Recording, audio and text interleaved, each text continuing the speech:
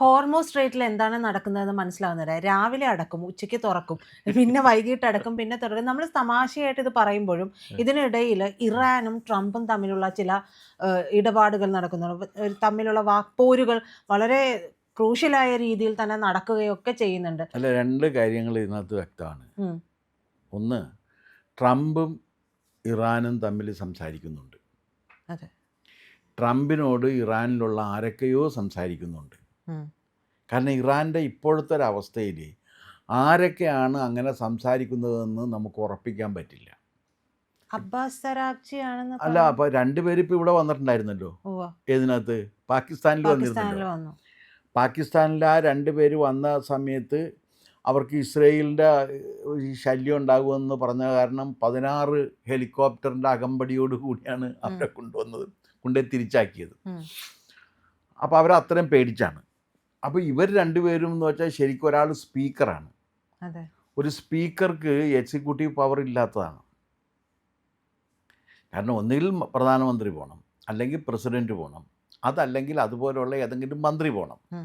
പക്ഷേ സ്പീക്കർക്ക്, ഒരു അസംബ്ലിയുടെ സ്പീക്കർക്ക് ഈ പദവികളും ഈ കാര്യങ്ങളും എക്സർസൈസ് ചെയ്യാനുള്ള അധികാരമില്ലാത്തതാണ്. അങ്ങനെ അധികാരമില്ലാത്ത ഒരു സ്പീക്കറാണ് പോയിരിക്കുന്നത്. വേറെ പിന്നെ ഒരു മന്ത്രിയും പോയിട്ടുണ്ട്. ആ മന്ത്രിയും കൃത്യമായി പറഞ്ഞാൽ ഇതിനകത്ത് തീരുമാനമെടുക്കാൻ അധികാരമുള്ളവരല്ല. തീരുമാനമെടുക്കാൻ അധികാരമുണ്ട് എന്ന് സങ്കല്പിക്കപ്പെടുന്ന ആൾ മുജ്താബി അല്ലേ? മുജ്താബാണ്. മുജ്താബാണെങ്കിൽ മറ്റേ ആശുപത്രിയിലാണ് എന്നറിയാമെന്നല്ലാണ്ട് എന്താണ് അയാളുടെ അവസ്ഥയെന്ന് ആർക്കും അറിയാം. അയാൾക്ക് ബോധമുണ്ടോന്നോ അയാൾ ജീവിച്ചിരിക്കുന്നുണ്ടെന്നോ അതേ വെന്റിലേറ്ററിലാണെന്നോ ഒന്നും നമുക്ക് ആർക്കും അറിയാം. ഒരു ഭാഗത്തു നിന്ന് അണ്ടർ കവർ ഓപ്പറേഷൻസ് നടത്തിക്കൊണ്ടിരിക്കുന്നു പറഞ്ഞു. അപ്പോൾ അതിങ്ങനെ വന്ന് പുള്ളി അവിടെ ഇരുന്നുണ്ട് അതിങ്ങനെ പറയുന്നുണ്ടെങ്കിലും പുള്ളി ആരും കണ്ടിട്ടില്ല. അപ്പോൾ ആരോഗ്യത്തോടു കൂടി ഇരിക്കുന്ന ഒരാളാണെങ്കിൽ അപ്പോൾ അതിന് പറയുന്ന കാര്യം മുഖം മുഴുവൻ മാറിപ്പോയിട്ടുണ്ട്, എന്തോ പൊള്ളലേറ്റ് പ്രശ്നമൊക്കെ ആയിട്ടുണ്ട്. അപ്പോൾ അതുകൊണ്ട് അയാളുടെ മുഖം കാണിക്കാൻ നിർവാഹമില്ല എന്നാണ് പറയുന്നത്. അതൊക്കെ ഒന്നും നമുക്ക് വിശ്വസിക്കാൻ പറ്റില്ല. അപ്പോൾ ഇതിനകത്തൊരു പ്രശ്നം, ഈ ട്രംപ് ഇറാനുമായി സംസാരിക്കുന്നുണ്ട് എന്ന് പറയുന്നത് അപ്പാടെ നുണയാണെന്ന് പറയാൻ പറ്റില്ല. എന്തുകൊണ്ടാണെന്ന് വെച്ചാൽ ഇറാനിലുള്ള ഏതെങ്കിലും ഒരു ഗ്രൂപ്പ് ട്രംപുമായി സംസാരിക്കുന്നുണ്ടാകും. അവർ ട്രംപിൻ്റെ ആൾക്കാരും ആയിരിക്കാം, ട്രംപിൻ്റെ ശിങ്കിടികളായിരിക്കാം, ട്രംപ് പറയുന്നത് അപ്പാടെ അനുസരിക്കുന്നവരും ആയിരിക്കാം. അപ്പോൾ അതുകൊണ്ട് ട്രംപും ഇറാനിലുള്ളവരും കൂടി ഒരു കമ്മ്യൂണിക്കേഷൻ ലിങ്ക് ഉണ്ട് എന്നുള്ള കാര്യം നമുക്ക് നിഷേധിക്കാൻ പറ്റില്ല. എന്നാൽ ഇപ്പോൾ അവിടെ പോയ ഈ സ്പീക്കറും പിന്നെ മറ്റേ മന്ത്രിയും ഉണ്ടല്ലോ, അവരടങ്ങുന്ന സംഘത്തെ സംബന്ധിച്ചിടത്തോളം അവർക്ക് ഇത് അംഗീകരിക്കാനും പറ്റില്ല. അതെന്താ കാര്യം എന്ന് വെച്ചാൽ ഇസ്ലാമിക് റവല്യൂഷണറി ഗാർഡ് കോർ അതിൻ്റെ തീരുമാനം അനുസരിച്ചിട്ട് അവർ ഒരു കാരണവശാലും യുറേനിയം വിട്ടുകൊടുക്കില്ല. യുറേനിയം കിട്ടാതെ ട്രംപ് പിന്മാറില്ല. ഇതാണ് ഇതിനകത്ത് കാര്യം. പിന്നെ ഈ മൊത്തം കാര്യങ്ങൾ നടന്ന സമയത്ത് ട്രംപിന് ലാഭമാണ്. കാരണം വെച്ചാൽ എണ്ണയുടെ വില കൂടിയിരുന്നല്ലോ. എണ്ണയുടെ വില കൂടിയപ്പോൾ ട്രംപ് എണ്ണ വിറ്റ്. അപ്പോൾ ട്രംപിനും ലാഭം കിട്ടില്ലേ. 150 രൂപയ്ക്ക് കൊടുത്തിരുന്നൊരു സാധനം ഒരു ദിവസം 200 ഒരു ചിലവുമില്ലാതെ 50 രൂപ ഒരു ബാരലിൽ കൂടുതൽ കിട്ടിക്കൊണ്ടിരുന്നല്ലോ. ഇത് ട്രംപിനും കിട്ടിക്കൊണ്ടിരുന്നു. പിന്നെ ഉള്ള യുദ്ധോപകരണങ്ങൾ മുഴുവൻ വിറ്റഴിച്ചു. ഏത് ഗൾഫ് രാജ്യങ്ങൾക്കെല്ലാം കൊടുത്ത് തീർത്ത്. അപ്പോൾ ട്രംപിൻ്റെ സംബന്ധിച്ചിടത്തോളം അമേരിക്കയിലുണ്ടായിരുന്ന ഒബ്സലീറ്റ് ആയിക്കൊണ്ടിരുന്ന ഈ യുദ്ധ ഉപകരണങ്ങൾ, ആംസ് ആൻഡ് ആമ്യുനേഷൻസ് മുഴുവനും വിറ്റഴിക്കപ്പെട്ട് അതിൻ്റെ കാശും കിട്ടി. അപ്പോൾ ട്രംപ് 2 കാര്യങ്ങളാണുള്ളത്. ട്രംപിന് വേണ്ടത് ഒന്ന്, ഈ ന്യൂക്ലിയർ കാര്യം, യുറേനിയത്തിൻ്റെ കാര്യത്തിൽ അന്തിമ തീരുമാനം വേണം, അത് അവർ ഉപയോഗിക്കാൻ പാടില്ല എന്നുള്ളത്. രണ്ടാമത്തെ കാര്യം, ഹോർമ്യൂസ് കടലിടുക്കിലൂടെ പോകുമ്പോൾ അതിന് ചുങ്കം പിരിക്കണം. ചുങ്കത്തിൻ്റെ ഒരു വിഹിതം ട്രംപിനും കിട്ടണം. ചുങ്കം പിരിക്കരുത് എന്നല്ല ട്രംപ് പറയണ, ചുങ്കം പിരിക്കണം, പക്ഷെ ഒരു വിഹിതം എനിക്കും കിട്ടണം. സത്യത്തിൽ ആ ഒരു സ്റ്റേറ്റ്മെന്റ് വന്നപ്പോൾ ഗൾഫ് രാജ്യങ്ങൾ ഞെട്ടുകയും ചെയ്തു. കാരണം കൂട്ടുകച്ചവടമാണെന്ന് പറഞ്ഞത്, കൂട്ടു സംരംഭം ആണെന്നാണ് ട്രംപ് പറഞ്ഞത്. അപ്പം ട്രംപിൻ്റെ ലക്ഷ്യം ഇത് രണ്ടുമാണ്. ഇത് രണ്ടും അംഗീകരിക്കുന്ന ഒരു വിഭാഗം ഇറാനിലുണ്ട് എന്ന് വേണം നമുക്ക് കരുതാനായിട്ട്. ഇത് അംഗീകരിക്കാത്തൊരു വിഭാഗവും ഉണ്ട്. അംഗീകരിക്കാത്ത വിഭാഗം എന്ന് പറഞ്ഞു കഴിഞ്ഞാൽ ഇസ്ലാമിക് റവല്യൂഷണറി ഗാർഡ് കോറാണ്. അവരത് അംഗീകരിച്ചിട്ടേ ഇല്ല. അവർക്കത് അംഗീകരിക്കാനും പറ്റില്ല. കാരണം അവർ നിലനിൽക്കുന്നത് തന്നെ ഈ ന്യൂക്ലിയർ വെപ്പൺസ് ഉണ്ടാക്കി മറ്റ് രാജ്യങ്ങൾക്ക് കൊടുത്ത് ഞങ്ങളുടെ ശക്തി തെളിയിക്കും, അതാണ് അവരുടെ ശക്തി. അതില്ലാതെ ആയിക്കഴിഞ്ഞാൽ പിന്നെ ഇറാനിൽ ഇവർക്കൊരിക്കലും ഈ ഒന്നും ചെയ്യാൻ പറ്റില്ല. ഈ മറ്റേ എന്തുണ്ടല്ലോ, എന്താണ് ഈ ഖമനേയി സെറ്റിനൊക്കെ ഒന്നും ചെയ്യാൻ പറ്റില്ല. തീവ്രവാദ ഇസ്ലാമികൾക്കും ഇവിടെ യാതൊരു റോളും പിന്നെ ഉണ്ടാകില്ല. അവരെ പിന്നെ ആരും മൈൻഡ് ചെയ്യാനുണ്ടാകില്ല. അപ്പോൾ ജനാധിപത്യത്തിലും ബാക്കി കാര്യങ്ങളിലും ഇത്തരത്തിലുള്ള വേണ്ട മതപരമായിട്ടുള്ള സ്വാധീനത്തിൽ നിന്ന് ഇറാൻ വിമോചിതമാകണമെന്ന് ആഗ്രഹിക്കുന്നൊരു വിഭാഗം ഇതിനകത്തുണ്ട്. അവരായിരിക്കും ട്രംപുമായി കച്ചവടം നടത്തിക്കൊണ്ടിരിക്കുന്നത്. അപ്പോൾ അതുകൊണ്ടാണ് ട്രംപ് ഇത് പറയുമ്പോൾ, ട്രംപ് ഇന്ന് രാവിലെ 9 മണിക്ക് ട്രംപ് പറഞ്ഞു അവരതെല്ലാം സമ്മതിച്ചു, ഹോർമസ് തുറന്നു കൊടുത്ത് ബാക്കി കാര്യങ്ങളൊക്കെ നമ്മൾ പിന്നീട് തീരുമാനിക്കുമെന്നാണ് പറഞ്ഞത്. ഏത് ചുങ്കം പിരിവിൻ്റെ കാര്യം മാത്രം തീരുമാനിക്കും, ബാക്കിയൊക്കെ ഇപ്പോൾ പോയിക്കോട്ടെ എന്നാണ് പറഞ്ഞേക്കുന്നത്. അപ്പോൾ ഇത് തുറന്നു കൊടുത്തു കഴിഞ്ഞ് കപ്പലുകൾ പോയിക്കൊണ്ടിരിക്കുന്ന സമയത്ത് ഇനി പോയിട്ട് ഏതെങ്കിലും ഒരു കപ്പലിൻ്റെ പുറത്ത് നിന്ന് ആ കപ്പലിൻ്റെ ഉടമകളും കൂടി രാജ്യം എതിരാകും. പക്ഷേ ഇവരെന്നിട്ട് തുറന്നു കൊടുക്കുകയും കൊടുത്തിട്ടുണ്ട്.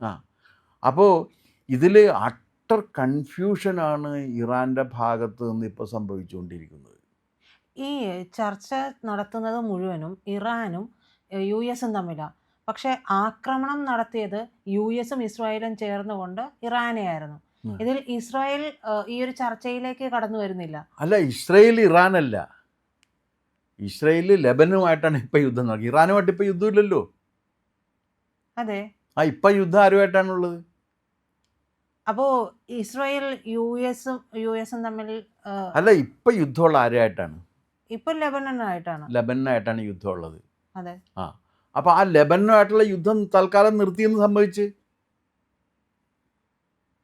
ഇറാൻ്റെ കണ്ടീഷൻസിലൊന്ന് ലെബനുമായിട്ട് ഇസ്രായേൽ നടത്തിക്കൊണ്ടിരിക്കുന്ന യുദ്ധം നിർത്തണമെന്നാണ്.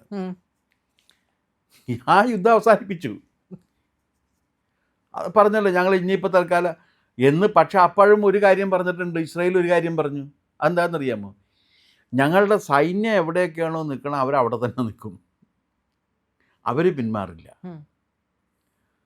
അപ്പോൾ ഈ അവിടെ മനുഷ്യവാസം ഉണ്ടായിരുന്ന സ്ഥലങ്ങൾ മുഴുവനും ശവപ്പറമ്പായി കഴിഞ്ഞ് ഭയങ്കര ദുർഗന്ധം, മനുഷ്യമാംസം ചീഞ്ഞളയുന്നതിൻ്റെ ദുർഗന്ധം.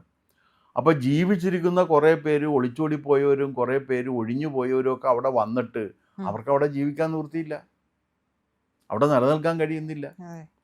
അപ്പോൾ അവരെന്താ വെച്ചാൽ അവർ തിരിച്ചുപോയി. പക്ഷേ ലെബനനിൽ ഇപ്പോൾ അവർ ആക്രമണം നിർത്തി. ലെബനനിൽ ഇസ്രായേൽ ആക്രമണം നിർത്തിക്കൊണ്ട് ഇപ്പോൾ യുദ്ധമില്ല. അത് ഇറാൻ്റെ ഒരു ഡിമാൻഡായിരുന്നു. കാരണം ഹൊസബുള്ളയാണ് ആക്രമിക്കുന്നത്. ഈ ഹൊസബുല്ല എന്ന് പറയുന്നത് ലെബനൻ്റെ ഇതാണ്. അപ്പോൾ അവിടെയും പ്രശ്നമുണ്ട്. അവിടെ എന്താ പറയുന്നത് വെച്ചാൽ ലെബനൻ ഇങ്ങനെ ഏകപക്ഷീയമായി യുദ്ധം നിർത്താൻ തീരുമാനിച്ചത് തെറ്റാണ്. കാരണം നഷ്ടം മുഴുവൻ വന്നേക്കണ ആർക്കാണ്? ഹൊസബുല്ലക്കാണ്. ഈ ഹൊസബുല്ല എന്ന് പറയുന്ന സംഘം ഇറാൻ ഉണ്ടാക്കിയെടുത്താണ്. ഇറാൻ്റെ പ്രോക്സിയായിട്ട് ഇറാൻ അവിടെ ഉണ്ടാക്കിയെടുത്താണ്. അപ്പോൾ അവർ ലെബനൻകാർ പറയണത് ഇറാൻ്റെ ഈ ശവത്തിനെ ഞങ്ങൾ എന്തിനു ചുമക്കണം, അത് അതിൻ്റെ രീതിയിൽ പോട്ടെ എന്നാണ് പറയുന്നത്. അപ്പോൾ ചുരുക്കി പറഞ്ഞാൽ അവിടെ കൺഫ്യൂഷൻ ഉണ്ട് എന്നുള്ളത് സത്യമാണ്. ഈ കൺഫ്യൂഷനിൽ നിന്ന് ലാഭം ഉണ്ടാക്കാനാണ് ആര് ശ്രമിച്ചുകൊണ്ടിരിക്കുന്നത്? ട്രംപ് അമേരിക്കയ്ക്ക് ഒറ്റ സിദ്ധാന്തമുള്ളൂ, ആരുടെ അമ്മ ചത്താലും 16 കൂടണം എന്ന് പറയുന്ന രീതിയിൽ ലോകത്ത് എന്ത് സംഭവിച്ചു കഴിഞ്ഞാലും അമേരിക്കയ്ക്ക് ലാഭം ഉണ്ടാകണം. ഇപ്പോൾ ലാഭം ഉണ്ടാക്കി. ഇവിടെ ഇരുന്നിട്ട് മാപ്രകൾ പറയുന്നുണ്ടല്ലോ. പക്ഷേ ട്രംപിനെതിരെ അവിടെ പ്രതിഷേധങ്ങൾ ഉണ്ടാകുന്നു. പോൾ വരാനിരിക്കല്ലേ സർ? ട്രംപിന് ഇനി പ്രസിഡന്റ് ആകാൻ പറ്റില്ല. 2ാം ടേമാണ്. അതെ. 2 ടേമിൽ കൂടുതൽ അമേരിക്കയിൽ ഒരാൾക്ക് പ്രസിഡന്റ് ആകാൻ പറ്റില്ല. ആ 2ാം ടേമല്ലേ. അപ്പോൾ പുള്ളി കൈവിട്ട് സൈക്കിളെ ഓട്ടിക്കൊണ്ടിരിക്കുകയാണ്. പുള്ളിക്ക് ഇനി ഒന്നും നോക്കാനില്ല. പക്ഷേ പുള്ളി ഒരു കാര്യം ശ്രദ്ധിക്കുന്നുണ്ട്. അമേരിക്കക്കാരൻ്റെ സൈക്ക് പുള്ളിക്കറിയാം. അമേരിക്കയ്ക്ക് ലാഭം ഉണ്ടാക്കി കൊടുത്തുകൊണ്ടിരിക്കുകയാണ്. അതിപ്പോൾ ഗ്രീൻലാൻഡിലായാലും മറ്റേ എന്താണ് അതിൻ്റെ പേര്, വെനസ്വേലയിലായാലും എല്ലായിടത്തും അമേരിക്കയ്ക്ക് ലാഭമല്ല ഇയാൾ ഉണ്ടാക്കി കൊടുത്തുകൊണ്ടിരിക്കണം. ഇപ്പോൾ ഇവിടെ അമേരിക്കയുടെ ദീർഘകാലമായിട്ടുള്ളൊരു ഡിമാൻഡാണ് എന്ത്, ന്യൂക്ലിയർ വെപ്പൺ പാടില്ല എന്നുള്ളത്. അതല്ലേ ഇയാൾ ചെയ്തുകൊണ്ടിരിക്കണം. അപ്പോൾ അമേരിക്കയുടെ ഈ താല്പര്യം, ഈ സാമ്പത്തിക താല്പര്യം സംരക്ഷിക്കുക എന്ന് പറഞ്ഞ് അതാണ് ഇയാൾ ചെയ്തുകൊണ്ടിരിക്കുന്നത്. അതിലവർ വിജയിച്ചില്ലേ? നഷ്ടം ഇപ്പോൾ ആർക്കാ? നഷ്ടം ഗൾഫ് രാജ്യങ്ങൾക്കല്ലേ സംഭവിച്ചേക്കണം. അതുകൊണ്ട് അമേരിക്കയ്ക്ക് വല്ലതും സംഭവിച്ചോ? അമേരിക്കക്ക് ഈ ബിസിനസ്സിലും യുദ്ധത്തെ ഒരു ബിസിനസ്സായി കണ്ട് അതിലും ലാഭം ഉണ്ടാക്കിയ ഒരു നേതാവ് എന്ന നിലക്കായിരിക്കും ട്രംപ് അമേരിക്കയിൽ അറിയപ്പെടാൻ പോകുന്നതും. ആ രീതിയിൽ അമേരിക്കക്കാർക്ക് ട്രംപിന് ഇഷ്ടവുമായിരിക്കും.